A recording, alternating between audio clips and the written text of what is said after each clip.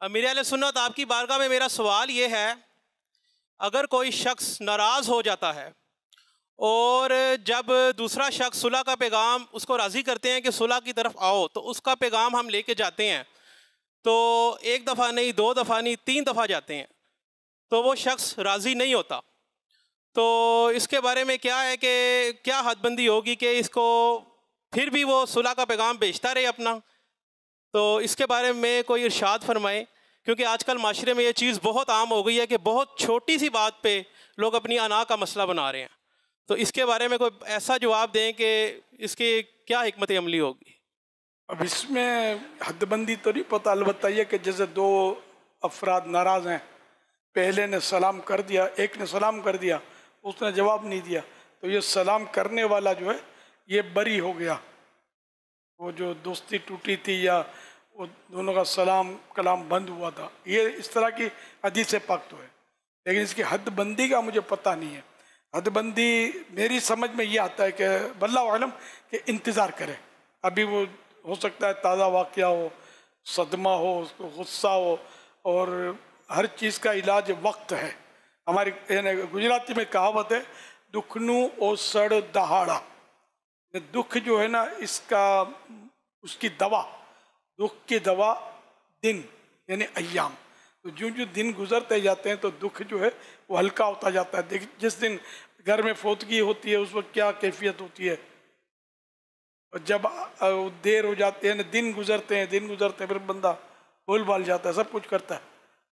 तो इस तरह मतलब ये कि इंतज़ार करना मुनासिब लगता है कि ये फिर थोड़ा मौका मिले, फिर पैगाम दिया, फिर मौका मिले, फिर पैगाम दिया।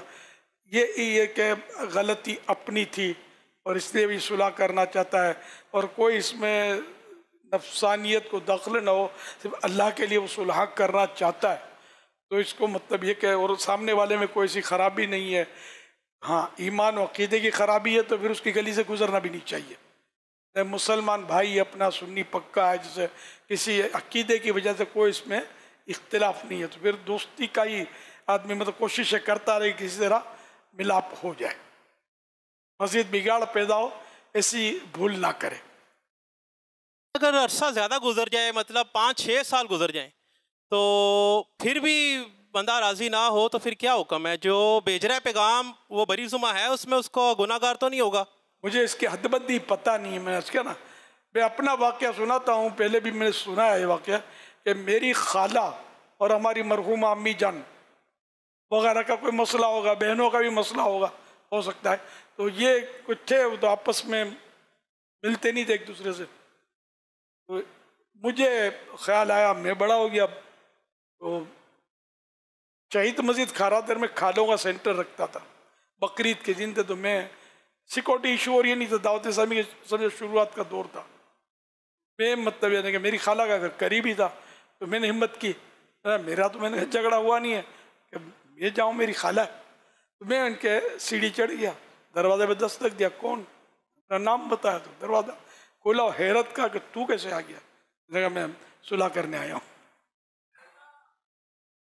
फिर मैं खालू के पास बैठा, अब ये खाला भी बेचारी बीमार, खालू भी बीमार, बूढ़े बूढ़े थे। खालू ने भी हैरत से कहा कि तू कैसे आ गया हमारे घर पे? तो बहुत बड़ा आदमी बन गया है। मैं नाम तो हो गया था दावत इस्लामी और ये चल पड़ी थी, तो मैंने कहा बस मैं आया हूँ सुलह करने के लिए। तो इन्होंने मुझे मान वगैरह दिया और फिर मैं आ गया। फिर मैं घर पे अपनी बहनों से बात की, मैंने ऐसा ऐसा मैंने कर लिया है, समझे, और ग्राउंड बना लिया है, अब कुछ करें आप लोग। तो फिर मेरी एक बहन तो थी माजूर, वो तो चल फिर नहीं सकती थी, तो दूसरी बहन जो थी वो और मेरे बच्चों की अम्मी वो भी इसमें शरीक नहीं थी लड़ाई झगड़े का, वो तो खाला को पहचानती भी पता नहीं थी या नहीं थी। तो ये दोनों चले गए घर पे खाला के, तो वो भी मिलकर और सुलह करके आ गए।